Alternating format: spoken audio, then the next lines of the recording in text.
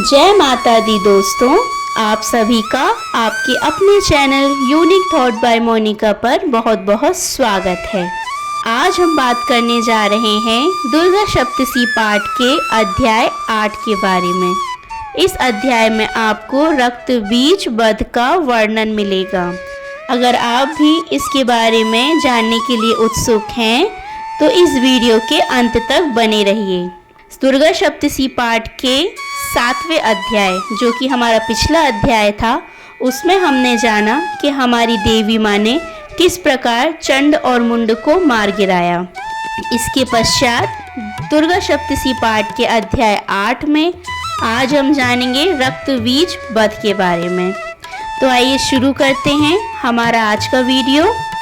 मैं अणिमा आदि सिद्धिमयी किरणों से आवृत भवानी का ध्यान करती हूँ।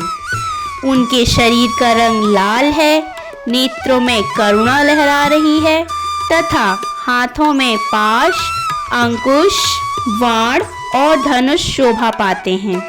आइए इस अध्याय में आगे बढ़ते हैं। इससे पहले अगर आप मेरे चैनल पर पहली बार आए हैं तो इस चैनल को सब्सक्राइब कर लीजिए और बेल आइकन को हिट करना ना भूलिए, ताकि मेरी सारी अपडेट्स आप तक सबसे पहले पहुंचें। और अगर आपको आज का ये वीडियो पसंद आता है तो इसे लाइक कीजिए और अपने दोस्तों के साथ शेयर कीजिए और कमेंट में जय माता दी लिखना ना भूलिए। आइए शुरू करते हैं दुर्गा सप्तशी पाठ का अध्याय 8। चंड और मुंड नामक दैत्यों के मारे जाने तथा बहुत सी सेना का संहार हो जाने पर दैत्यों के राजा प्रतापी शुंभ के मन में बड़ा क्रोध हुआ और उसने दैत्यों की संपूर्ण सेना को युद्ध के लिए कूच करने की आज्ञा दी। वह बोला, आज उदयुद्ध नाम के 86 दैत्य सेनापति अपनी सेनाओं के साथ युद्ध के लिए प्रस्थान करें। कंबू नाम वाले दैत्यों के 84 सेना नायक अपनी वाहिनी से घिरे हुए यात्रा करें। 50 कोटि वीर कुल के और 100 धौम्र कुल के असुर सेनापति मेरी आज्ञा से सेना रहित कूच करें। कालक, दौरहर्द, मौर्य और काल के असुर भी युद्ध के लिए तैयार हों। मेरी आज्ञा से तुरंत प्रस्थान करें। भयानक शासन करने वाले असुर राज शुंभ इस प्रकार आज्ञा दे सहस्त्रों बड़ी बड़ी सेनाओं के साथ युद्ध के लिए प्रस्थित हुआ। उसकी अत्यंत भयंकर सेना आती देख चामुंडा ने अपने धनुष की टंकार से पृथ्वी और आकाश के बीच का भाग गुंजा दिया। राजन, तदनंतर देवी के सिंह ने बड़े जोर जोर से दहाड़ना आरंभ किया। फिर अंबिका ने घंटे के शब्द से उस ध्वनि को और भी बढ़ा दिया। धनुष की टंकार, सिंह की दहाड़ और घंटे की ध्वनि से संपूर्ण दिशाएं गूंज उठी। उस भयंकर शब्द से काली ने अपने विकराल मुख को और भी बढ़ा लिया तथा इस प्रकार वे विजयनी हुई। उस तुमुल नाद को सुनकर दैत्य की सेना ने चारों ओर से आकर चंडिका देवी, सिंह तथा काली देवी को क्रोधपूर्वक घेर लिया। राजन, इसी बीच में असुर के विनाश तथा देवताओं के अभ्युदय के लिए ब्रह्मा, शिव, कार्तिकेय, विष्णु तथा इंद्र आदि देवों की शक्तियां, जो अत्यंत पराक्रम और बल से संपन्न थीं, उनके शरीर से निकलकर उन्हीं के रूप में चंडिका देवी के पास गईं। जिस देवता का जैसा रूप, जैसी वेशभूषा और जैसा वाहन है, ठीक वैसे ही साधनों से संपन्न हो उसकी शक्ति असुर से युद्ध करने के लिए आई। सबसे पहले हंस युक्त विमान पर बैठी हुई अक्षसूत्र और कमंडलू से सुशोभित ब्रह्मा जी की शक्ति उपस्थित हुई, जिसे ब्रह्माणी कहते हैं। महादेव की शक्ति वृषभ पर आरूढ़ हो, हाथों में श्रेष्ठ त्रिशूल धारण किए, महानाग का कंठल पहने, मस्तक में चंद्र रेखा से विभूषित हो वहां आ पहुंची। कार्तिकेय जी की शक्ति रूपल जगदम्बा का उन्हीं का रूप धारण किए श्रेष्ठ मयूर पर आरूढ़ हो, हाथ में शक्ति लिए दैत्यों से युद्ध करने के लिए आई। इसी प्रकार भगवान विष्णु की शक्ति गरुड़ पर विराजमान हो शंख, चक्र, गदा, धनुष तथा खड्ग हाथ में लिए वहां आई। अनुपम यज्ञ व राह का रूप धारण करने वाले श्री हरि की जो शक्ति है वह भी 12 शरीर धारण करके वहां उपस्थित हुई। नारसिंही शक्ति भी नृसिंह के समान शरीर धारण करके वहां आई। उसकी गर्दन के बालों के झटके से आकाश के तारे बिखरे पड़ते थे। इसी प्रकार इंद्र की शक्ति वज्र हाथ में लिए गजराज ऐरावत पर बैठकर आई। उसके भी सहस्त्र नेत्र थे। इंद्र का जैसा रूप है वैसा ही उसका भी था। तदनंतर उन देव शक्तियों से घिरे हुए महादेव जी ने चंडिका से कहा, मेरी प्रसन्नता के लिए तुम शीघ्र ही इस असुरों का संहार करो। तब देवी के शरीर से अत्यंत भयानक और परम उग्र चंडिका शक्ति प्रकट हुई, जो सैकड़ों गीधड़ियों की भांति आवाज करने वाली थी। उस अपराजिता देवी ने धूमिल जटा वाले महादेव जी से कहा, भगवान आप शुंभ निशुंभ के पास दूत बनकर जाइए और अत्यंत गर्वीले दानव शुंभ एवं निशुंभ दोनों से कहिए, साथ ही उनके अतिरिक्त भी जो दानव युद्ध के लिए वहां उपस्थित हो उनको भी यह संदेश दीजिए। दैत्यों, यदि तुम जीवित रहना चाहते हो तो पाताल को लौट जाओ। इंद्र को त्रिलोकी का राज्य मिल जाए और देवता यज्ञ भाग का उपभोग करें। यदि बल के घमंड में आकर तुम युद्ध की अभिलाषा रखते हो तो आओ, मेरी शिवाएं योगिनियां तुम्हारे कच्चे मांस से तृप्त हों। चूंकि उस देवी ने भगवान शिव को दूत के कार्य में नियुक्त किया था, इसलिए वह शिवदूती के नाम से संसार में विख्यात हुई। वे महादैत्य भी भगवान शिव के मुंह से देवी के वचन सुनकर क्रोध में भर गए और जहां कात्यायनी विराजमान थी उस ओर बढ़े। तदनंतर वे दैत्य आमर्श में भरकर पहले ही देवी के ऊपर बाण, शक्ति और वृष्टि आदि शस्त्रों की वृष्टि करने लगे।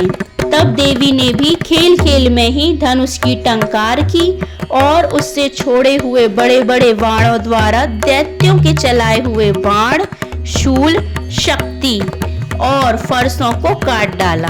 फिर काली उनके आगे होकर शत्रुओं को शूल के प्रहार से विदीर्ण करने लगी और खड्गवार से उनका कचूमर निकालती हुई रणभूमि में विचरने लगी। ब्रह्माणी भी जिस जिस ओर दौड़ती उसी ओर अपने कमंडलू का जल छिड़ककर शत्रुओं के ओज और पराक्रम को नष्ट कर देती थी।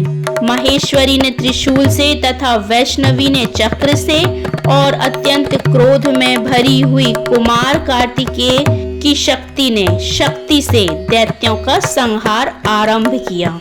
इंद्र शक्ति के वज्र प्रहार से विदीर्ण हो सैकड़ों दैत्यों दानव रक्त की धारा बहाते हुए पृथ्वी पर सो गए। वाराही शक्ति ने कितनों को अपनी थूथन की मार से नष्ट किया। दाढ़ों के अग्रभाव से कितनों की छाती छेद डाली तथा कितने ही दैत्य उसके चक्र की चोट से विदीर्ण होकर गिर पड़े। नरसिंही भी दूसरे महादैत्यों को अपने नखों से विदीर्ण करके खाती और सिंहनाद से दिशाओं एवं आकाश को गुंजाती हुई युद्ध क्षेत्र में विचरने लगी। कितने ही असुर शिवदूती के प्रचंड अट्टहास से अत्यंत भयभीत हो पृथ्वी पर गिर पड़े और गिरने पर उन्हें शिवदूती ने उस समय अपना ग्रास बना लिया। इस प्रकार क्रोध में भरे हुए मातृगणों को नाना प्रकार के उपायों से बड़े बड़े असुरों का मर्दन करते देख दैत्य सैनिक भाग खड़े हुए। मातृगणों से पीड़ित दैत्यों को युद्ध से भागते देख रक्तबीज नामक महादैत्य क्रोध में भरकर युद्ध करने के लिए आया। उसके शरीर से जब रक्त की बूंद पृथ्वी पर गिरती तब उसी के समान शक्तिशाली एक दूसरा महादैत्य पृथ्वी पर पैदा हो जाता। महासुर रक्तबीज हाथ में गदा लेकर इंद्र शक्ति के साथ युद्ध करने लगा तब ऐन्द्री ने अपने वज्र से रक्त बीज को मारा। वज्र से घायल होने पर उसके शरीर से बहुत सा रक्त चूने लगा और उससे उसी के समान रूप तथा पराक्रम वाले योद्धा उत्पन्न होने लगे। उसके शरीर से रक्त की जितनी बूंदें गिरी उतने ही पुरुष उत्पन्न हो गए। वे सब रक्त बीज के समान ही वीरवान, बलवान और पराक्रमी थे। वे रक्त से उत्पन्न होने वाले पुरुष भी अत्यंत भयंकर अस्त्र शस्त्रों का प्रहार करते हुए वहां मातृगणों के साथ घोर युद्ध करने लगे। पुनः वज्र के प्रहार से जब उसका मस्तक घायल हुआ तब रक्त बहने लगा और उससे हजारों पुरुष उत्पन्न हो गए। वैष्णवी ने युद्ध में रक्त बीज पर चक्र का प्रहार किया तथा ऐन्द्री ने उस दैत्य सेनापति को गदा से चोट पहुंचाई। वैष्णवी के चक्र से घायल होने पर उसके शरीर से जो रक्त बहा और उससे जो उसी के बराबर आकार वाले सहस्त्रों महादैत्य प्रकट हुए, उनके द्वारा संपूर्ण जगत व्याप्त हो गया।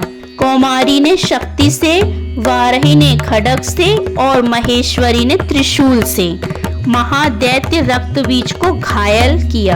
क्रोध में भरे हुए उस महादैत्य रक्त बीज ने भी गदा से सभी मात्र शक्तियों पर पृथक पृथक प्रहार किया।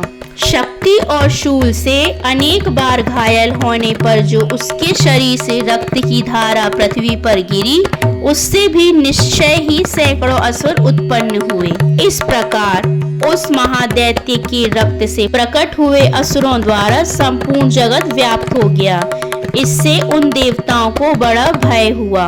देवताओं को उदास देख चंडिका ने काली से शीघ्रता पूर्वक कहा, चामुंडे, तुम अपना मुख और भी फैलाओ तथा मेरे शस्त्र पात्र से गिरने वाले रक्त बिंदुओं और उनसे उत्पन्न होने वाले महादैत्यों को तुम अपने इस उतावले मुख से खा जाओ।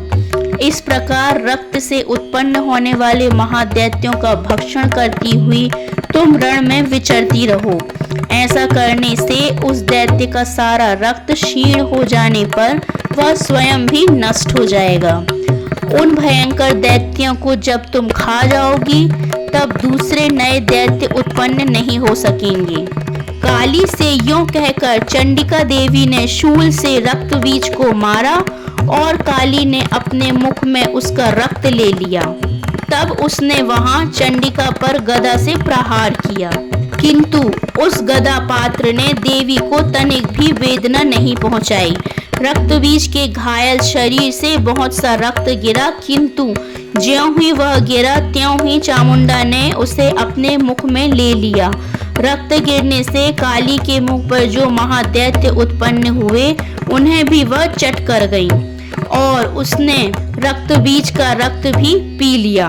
तदनंतर देवी के रक्त बीज को, जिसका रक्त चामुंडा ने पी लिया था, वज्र, बाण, खड्ग तथा दृष्टि आदि से मार डाला। राजन, इस प्रकार शस्त्रों के समुदाय से आहत एवं रक्तहीन हुआ महादैत्य रक्त बीज पृथ्वी पर गिर पड़ा।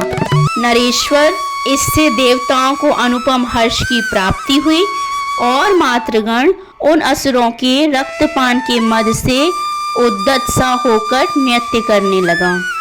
तो ये था हमारा आज का दुर्गा सप्तशती पाठ का अध्याय 8, जिसमें हमने जाना कि हमारी माँ जगत जननी जगदम्बा ने किस प्रकार इतने भयंकर राक्षस रक्त बीज का वध कर डाला।